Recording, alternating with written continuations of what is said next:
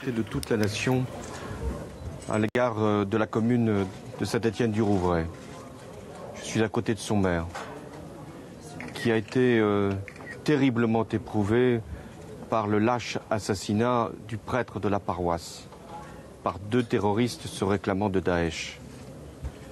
J'ai rencontré la famille du prêtre. J'ai également voulu parler avec les personnes qui avaient été retenues en otage et qui ont exprimé la douleur, le chagrin et aussi la volonté de comprendre ce qui peut se produire. Nous avons voulu, à travers ce déplacement, exprimer aussi notre soutien aux forces de sécurité, policiers, qui sont intervenus dans un délai extrêmement rapide pour éviter encore un bilan beaucoup plus lourd et qui ont sauvé les personnes prises en otage. Je veux également saluer les services de secours, sapeurs-pompiers, personnel également du SAMU, qui en intervenant là encore très rapidement ont pu évacuer le blessé le plus grave et un blessé léger et permettre que leur vie puisse être, je l'espère, sauvée.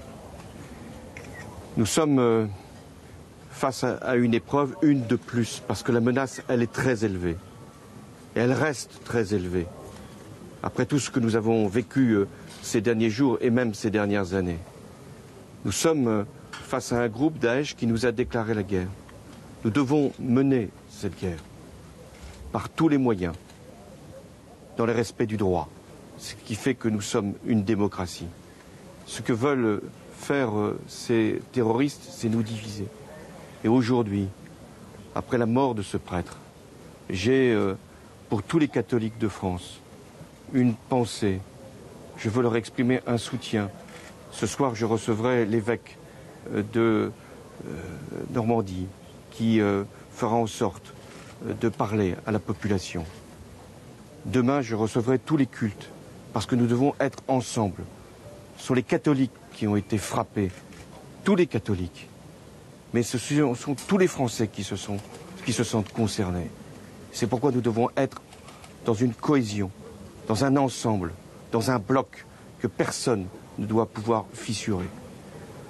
Le parquet antiterroriste a été chargé de suivre cette enquête.